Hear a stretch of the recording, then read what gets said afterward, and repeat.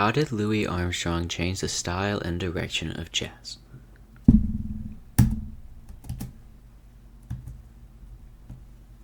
Louis Armstrong early life.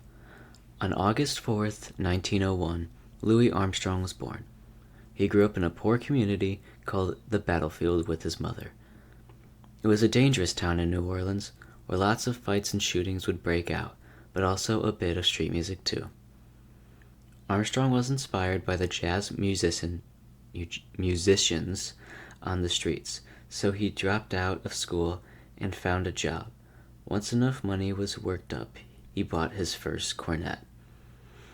But he was arrested on New Year's Eve in 1912 and sent to a boys' home called Color Wives' Home, where he met Peter Davis. Davis taught him how to play cornet and soon formed a small jazz band where they drew a small crowd.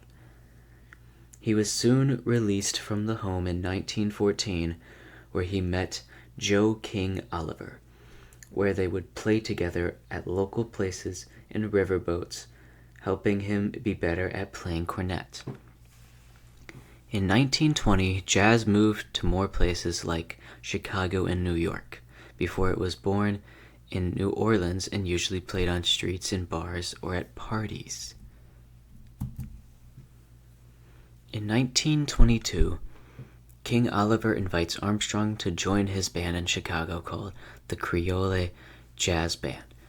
So Armstrong leaves his home and joins him. This marks the beginning of Armstrong's journey to being a jazz legend. He played in Oliver's supporting lead for around 3 years, where he learned how to blend with the other instruments and improvise his mistakes.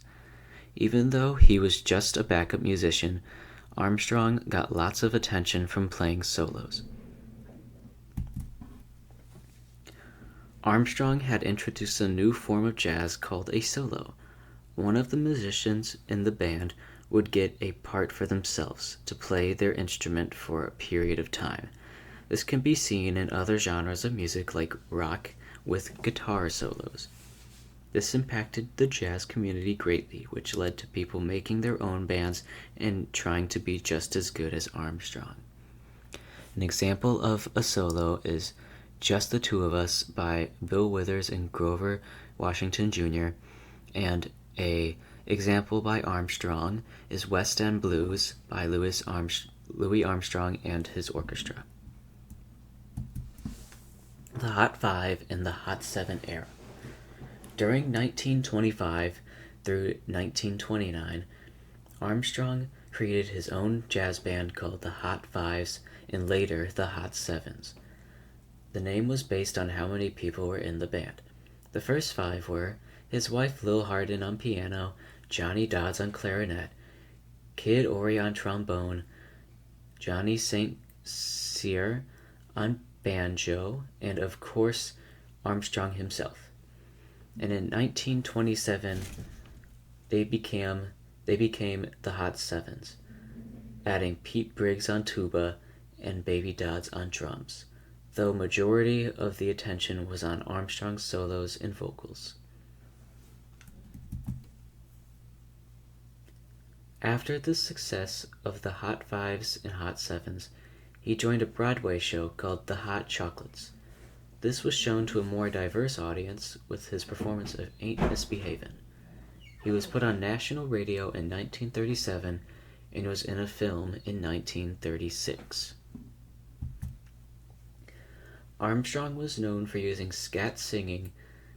It means to use wordless sounds in place of an instrument like doobie-doo or ba-da-ba.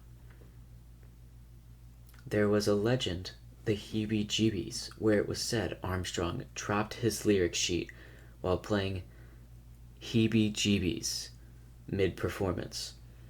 And to continue, he made up random sounds, though this is untrue seeing how scat was a thing from before.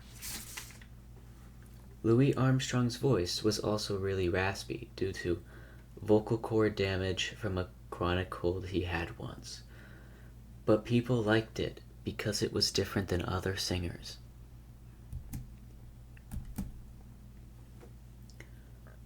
Armstrong's legacy on jazz.